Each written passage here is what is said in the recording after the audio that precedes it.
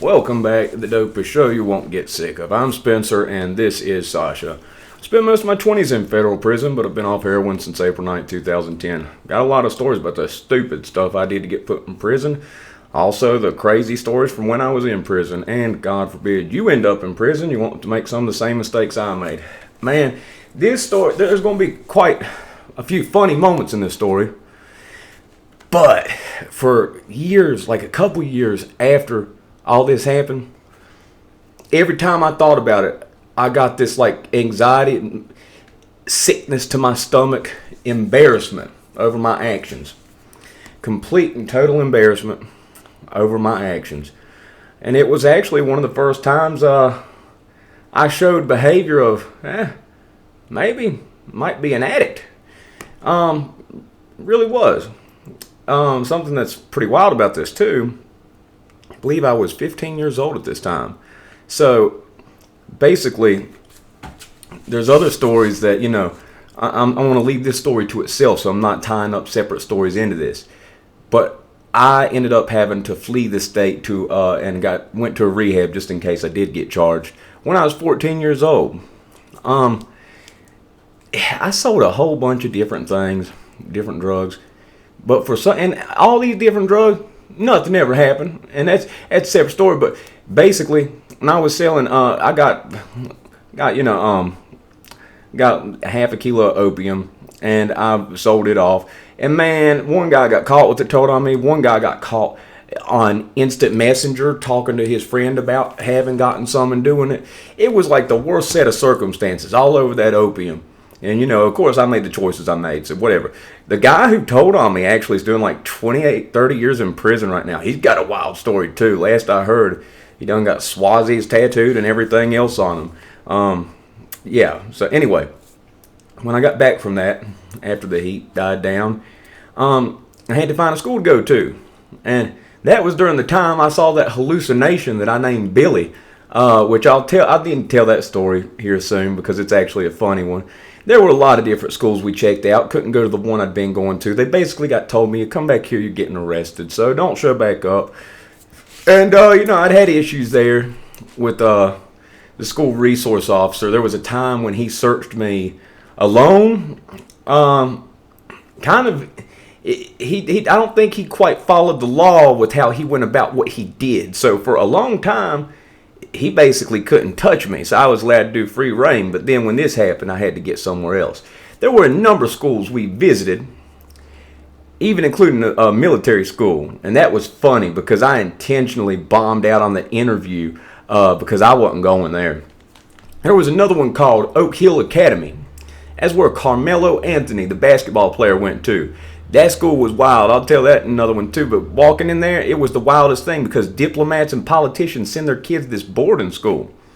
And it's so wild because you see like all these little foreign kids, and then you see these 6.5 foot tall basketball players mixed in line. You know what I mean? Like you see like a bunch of kids that are normal height for high schoolers. Then you see these like 6.5, 7 foot tall basketball players. They got like the best high school team in the country.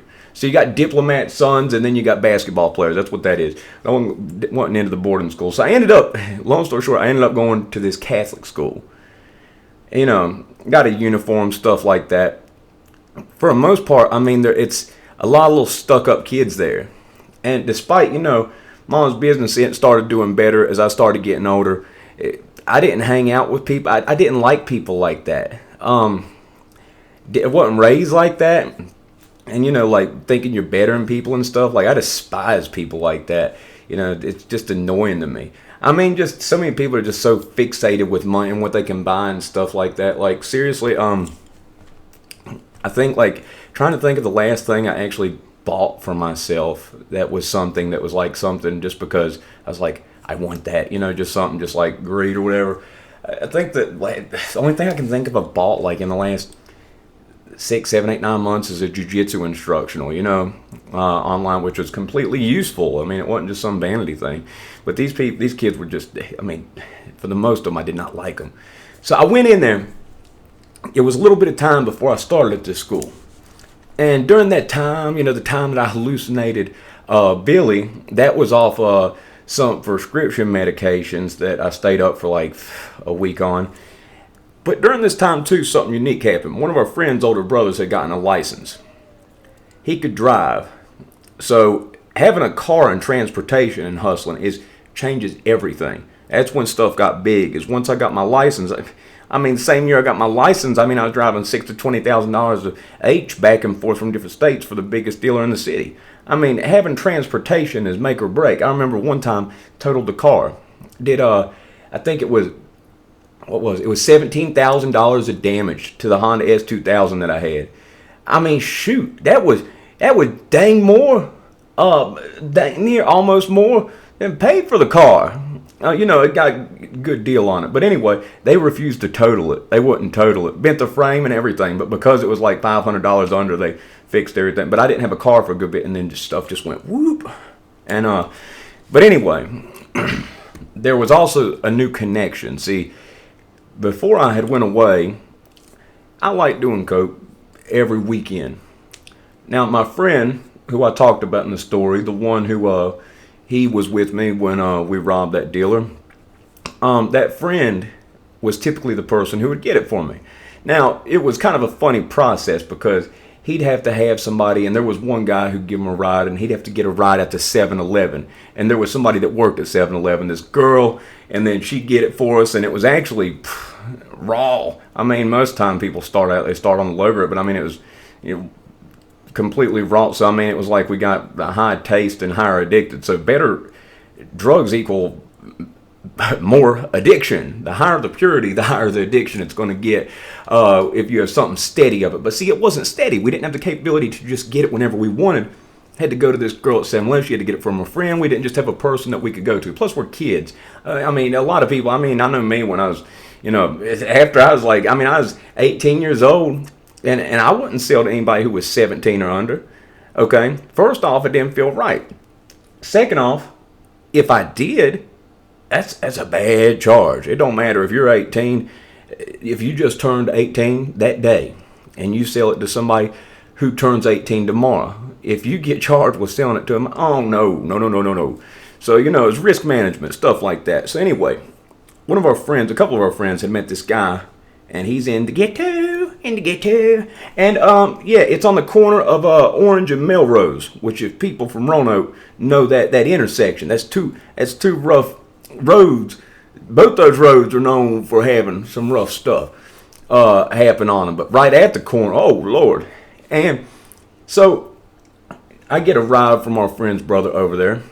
I pay him to introduce me to this guy. This guy was 28 years old. I was 15. And I was buying weight from him. Now, I had just gotten out of the rehab, but every time that I ended up, going away somewhere, wherever it may be, I had this place that I'd hide my money. I would tape it under this cabinet. Kind of like, there's a sink, and then there's like that little cabinet that you put like, stuff to spray the counter and stuff. I would tape money all up and down underneath of there. And nobody's going to look there. So I had money to get started when I got back out. And of course, once I got back out, I started selling weed and stuff like that again. But now there's this guy. We drive over to his house. His house is right next to, he no longer lives there, and talk about this. His house was right next to a church. And he said he was a Muslim, but I don't know. Because I met some people that are Muslim. He didn't act like he was. I didn't know how much drugs he was using until later on. I ended up being his connection when I was in drug court the first time. Oh, he's bitter about that too. He's bitter about that. But shoot, he was actually doing the thing. He was, doing it. What can I say? And, there's a whole lot of stuff that happened. But basically where I had this connection and I could get whenever I wanted, as much as I wanted. And I had the money to get it because I'd stacked up a good bit of money, even just as a kid, I probably had just short of $10,000 probably when I was probably before I went to rehab that I had stashed up underneath there. So I go into this Catholic school high because I figure if I go in high, my logic was they'll think I'm just a twitchy kid. Yeah, that worked for a little bit. Anyway, I go to school. I meet this friend. There's a guy there I became friends with. He was all right. A lot of the kids I just couldn't stand. Um, just like snooty. My father has this, on and on and on. I mean, like that's something to talk about all day. I mean, come on now, you don't have nothing else to talk about besides that. Well, then again, all I could talk about was selling drugs and drug prices. I mean, I was addicted to the dealing as I was anything else. But anyway, with the unlimited connection to get as much as I want whenever I wanted, it gave me the opportunity to become an addict that I didn't have before, because before I had pretty much unlimited to weed, but it wasn't that was the main thing. With kids, there aren't many people that are going to sell kids. You got to know somebody who's about 18 who will mess with you because they probably went to school with you, who will sell to you because you're like 14 or 15, and then they're getting it from the adults who are cool with selling it to them because they're an adult. I mean, even at 18, I mean, I wasn't an adult. Even though I was more mature than most kids my age, I look at myself now. But anyhow, so I remember some things about this school. Just a bunch of weird people. This weird man, and he did like this little game show game in his class for people to answer questions. You had to take theology, learn about the Christianity going back, as a Catholic school. We're not even Catholic, but anyhow. And it's like there's this thing, and every person answers it right. He's like, they get this thing on the board to write. He wrote kudos. And I asked the guy, I'm like, well, what does the person with most kudos get? And he's like, well, that's just all you get. You get kudos. It's like a high five. It's like a gold star. That's the dumbest thing I ever heard. You ain't winning nothing. It's stupid. And he's a weird teacher, and just like his whole presentation was weird. And the nuns, like the people, they were just some unhappy people. Like Joey Diaz talks about them in one of his stories. This is past the time where they could do the abusive stuff that they did once upon a time. But I mean, they looked like they wanted to. They looked like they were angry because they couldn't. Like he said, they're oh my God, just some angry people. Just some angry people. Now, I'm a Christian and everything like that. But, there's a lot I have against organized religion as it is today. The judgment that so many different groups pass on other groups. It's been twisted and morphed. And being put in one of these places, a parent's hope is, well, if they go to this place, they'll get a good Christian education, or even the Christian rehabs, which are not rehabs. And they're not even recognized as rehabs because you can get away without getting a state or federal inspection because it's a faith-based program. Turned me against it for a long time, being honest with you. But there were these kids, I just could not stand them. And I remember a kid I was friends with, his name was Robert. And a couple of girls there that were not great, he was friends with them, so I was getting to hang out with them. And Catholic schoolgirl uniform, that sounds like a whole lot cooler than it actually was. Okay, all that stuff you see like in like dirty movies or whatever on the internet, wherever girls like dressing up like Catholic schoolgirl or something like that. No, it wasn't nothing like that. Okay, this was like, the skirts was going down, way, way low. It was not an aesthetically pleasing uniform, but we had to wear the uniform. Had to wear a suit. Had to shave every day. And see, I was pretty much like born with a mustache. When I was 5 years old, I had enough little hairs on my face that it looked like I had a mustache. I remember this one kid back when I was 5 years old who was like in the grade ahead of me. He was like, that kid has a mustache. And I just hadn't really shaved at that point any. Well, I had to start shaving every day then. That sucked too, but as you can see, I'm a big fan of it. I actually broke the razor last time I did, because once it gets this long, the hair's so thick on my face.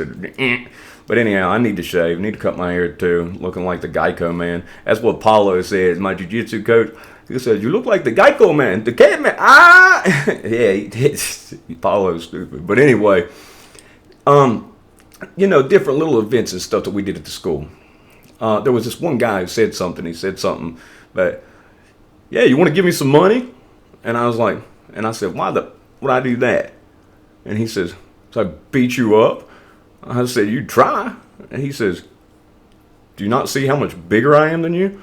I said, yeah, till I get my equalizer. What's that? I said, you don't know who I am, do you? I said, don't talk to me. And then I found out from somebody else as soon as he walked away. I was trying to sound big, bad, and tough, but if he had done something, I would have found my moment and I would have done something. I get a grudge, get bitter. I'm not. If you get me, I got to get you back. That's how it is. And I know that ain't all that mature. And I'm still that way a little bit. I know it isn't the best thing, and I've got healthier ways that I go about it now. But if he had, oh man, how he said it too. And they're like, oh, that's the football coach's son. And I'm like, woo, whoop-dee for him. You want to give me some money? Who walks up and says that to somebody? Clown. Acting like you're tough or some type of a gangster. No, douchebag. And just the kids, I just couldn't get along with them. The one dude, Robert, was cool. He was cool. Got along with him. But most of the kids, I was not getting along with these kids because they thought they were better than everybody. I mean, shoot. I mean, even today, the people, yeah. I mean, and as I got older, like most of my friends, I had some unlikely friends. Like, even though, I talk with this country accent, the people where I'm from do not talk like I do. And there was a woman from Tennessee that watched me when I was little. We think that's where it comes from. And even though I don't talk street ghetto, any of that, I hung out with ghetto street people, like, as who I got along with, like, and I'd crack them up, so we'd end up being friends. I remember my friend, Big Dink. Dink was 350 pounds, 6.5 foot tall. As a funny dude. We were like Rob and Big. Same with Big Man, who I talked about in the other story. But Dink, man, I remember we both had different connections. He was selling rock, I was selling blow, re-rock blow. And I remember, this is a separate side story, go down the rabbit hole here for a second. But I remember one time he was cooking up rock, and he failed a drug test in drug court from cooking it up, getting the fumes, inhaling the fumes. So he had to start wearing this gas mask when he was cooking that rock up. Well, he'd have people come to the back door to come pick stuff up from him. This dope fiend girl came to the back door, knocked on the door. When he opened the door, she's like looking to the left, looking to the right, all paranoid. And then she looks up because he's 6.5 foot tall, 350, and she sees him with a gas mask on. And there's like this little ledge with these like bricks that go up back 2 or 3 feet. And she fell, and her legs went whoop. We were all rolling. As at his mom's house. His mom's a little gangster too, shoot. But anyway, just didn't get along with these people. So, I started, when I had this unlimited supply, I was doing more and more. And I got more than twitchy. I got shaky. I ended up, the final tail end of it, I was abusing so much that it was obvious. It was more than obvious. Got to the point where other kids were like starting to know. And there was one kid, when I got so shaky to a certain point, that I caught imitating me on more than one occasion. I don't like that. Little douchebag gonna imitate me. Yeah, kind of had it coming. Come twacked out, bunch of random little stuck up people. It's gonna happen. Like I said, I get sick to my stomach when I think about this because I got so bad and it was so obvious that I look back and like now I can laugh about a lot of this stuff, but like for the longest time I'd get so sick to my stomach thinking about embarrassing myself, basically. So it got worse and it got worse, and I ended up being up for something like 5 days straight. And it got to the point where it's not a long acting thing, and there's like 7 classes in a day that you have to go to. So between each class, I go to the bathroom and do some. And then every class that I was in, I'd ask to go to the bathroom and I'd go do some. Got to the point where I had a bag that I'd have it all chopped up, so it was powdered. And I had the bag, I had a rubber band tied around the bag, and I had a straw that went halfway in, halfway out of the bag. So all I had to do was pull that out, put it up my nose, whoop, do it like that. Yeah, that's how bad it was. And I was doing a tremendous amount. Like the first day you do it, it's not, the tolerance isn't there. The second day you do it, it's going to take about 50% more than it did the first day in order to get close to the same effect. After you've been up for 4 or 5 days straight, you have to do like 2 to 3 times what you were doing in the first place, not even to get where you were at the start. It got to that point. So yeah, and I remember it was one of the last days that I was there. I had it in my sock, and there was this teacher, one, numb women. Ah, stop right there! And she started reaching for my sock, and I literally lifted my hand up because I was about to, I figured, I'm sure, I don't know, that would have been worse, backhanded a nun. That probably would have been worse than getting caught with that. I mean, I don't know, you get caught with a half-o a blow, or that's literally how much I was bringing to school for personal use. I wasn't doing that much during the school time, but I figured, well, better too much than not enough. I ain't gonna run out. But I was literally getting ready to backhand her because she's reaching for my sock, and I'm paranoid as can be, and I think she knows what I got. You're already paranoid. I'm thinking she knows what I got. Oh no! And she starts reaching for my sock, but she ain't reaching for my sock. I had my hand up and everything, ready to throw it backhand. She reaches down at the bottom of my khaki pants. I still had that tag on them, the sticker, and she pulls the sticker off. She goes, "There you go, young man." I'm like, oh, thank you, sister. Went on about my business. Now, the last day that I was there, ultimately what ended up doing it, what ultimately ended up being the final nail in the coffin, get me out of there after 2 weeks of only being there, was that kid who I caught imitating me. I got sick of that. I waited until he went in the bathroom. And I waited till he went in the bathroom. I got him in the corner, nobody else was around, and I threatened him. And I let him know, listen, man, I'm not like your little dork buddies and all this other stuff. I said, do you know why I'm at this school? Had issues at the other school. I said, you see, I'm a little shaky. There might be a reason for that. I said, you might want to watch your mouth. Well, let me see you doing that stuff again. Don't let me hear about you doing it when I'm not around and not looking again. Don't you ever do that again. And I had this Oakley watch, like the Oakley sunglasses. Remember Aliens? How they look like the tail of the aliens look? The Oakley watch looked like that. I'll see if I can find one at my mom's store. I mean, I doubt, but maybe I can get a picture or something. But I had that Oakley watch, and it was heavy. It had some weight to it. I had that watch wrapped around my knuckles. Of course, I turned the face of the watch around to this side, so it'd be like if I had this side around my knuckles, and I was ready to clock him. Well, he looked scared as could be. There was a moment where I lost sight of him. He's in a bunch of my classes though, and then I'm reckon he went and told him, he threatened me or whatever, and my mom was out of town at this time. My mom was out of town. I got a little bit more ripped. Mom and Dad were split up at this point. So I get called to the office, and my dad's there. And my dad's there to pick me up or get in the car. And basically he said that he got called to pick me up because I was being a little too hyper. It's a weird thing to say to somebody who's in high school. You're getting picked up because you're too hyper. Getting picked up because you twacked out as could be. Oh, man. I had a good bit left, but I got watched heavy after that. My grandma was at the house. My grandma was overbearingly protective anytime she was over. Anything we did, anything at all. She'd listen on the other end of the phone line, too. And basically, it gets known what's up. It gets figured out. Dad drug tested me, and I'd put some bleach in the first one, but I put too much in there. He could smell it. And so he made me do it again. And I made the biggest mistake in my haze of being up for so many days straight. I had a bill that I must have left in the bathroom that fell out of my pocket, fell on the floor, and it had residue on it. So next thing I know, this douchebag in his used Mustang comes over, and he's what you call a body broker. He's somebody who gets a commission for sending people to rehab. Mom, we talked about this since then. And there were times he'd always try to get me sent anytime he could because he got money. He got a couple thousand off the top every time he did that.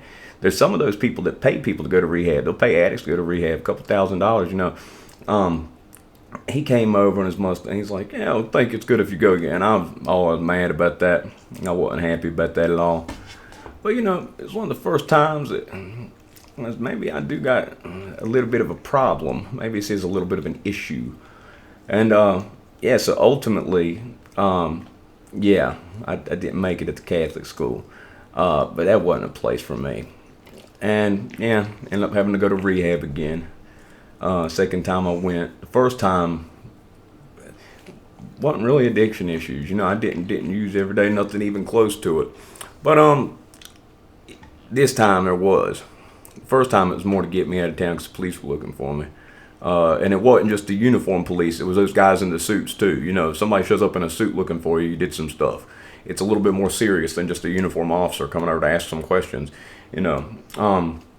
So yeah, I had to go back. And ultimately when I got out, I ended up going to live with my aunt and my cousin and my uncle in a place called Whitewood, Virginia. That's near Grundy.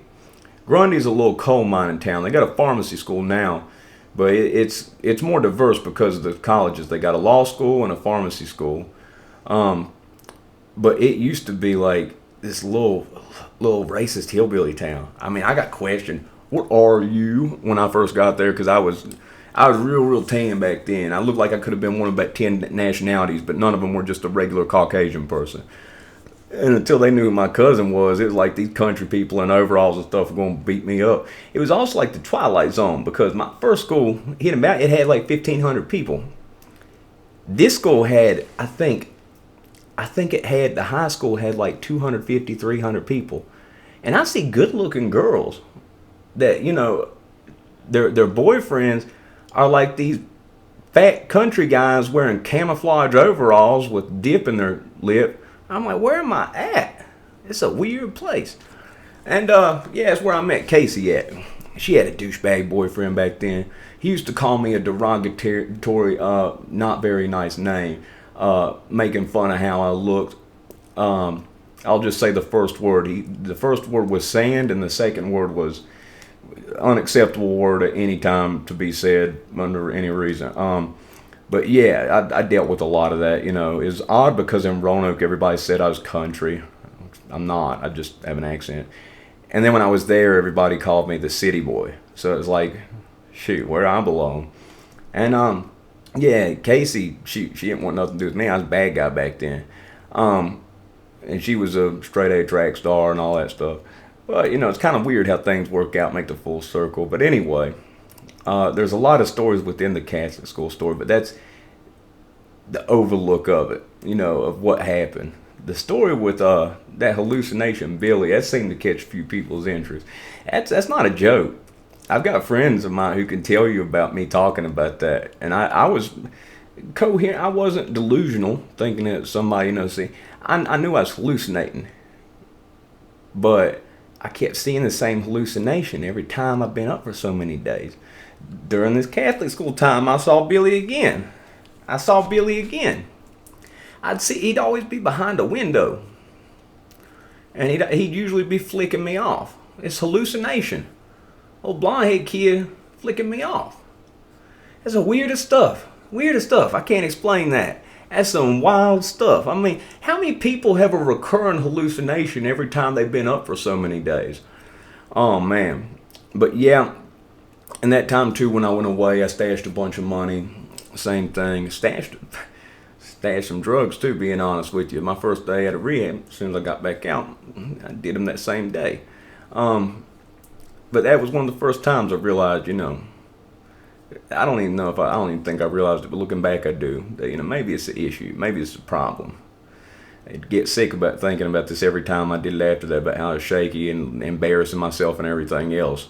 It took a long time before I could talk about it, but yeah, I mean, that's some drug addict logic right there. You think you're going to go in twacked out, so then they'll just think you're a twitchy kid, so that's your normal. Go in that way, so they'll just think, oh, that's just how he is. New kid, he's a little twitchy. That worked for a little bit. But it didn't work the entirety. So anyway, if you like the video, press the like button. If not, 29 minutes and 29 seconds. How about that? But I hope you did.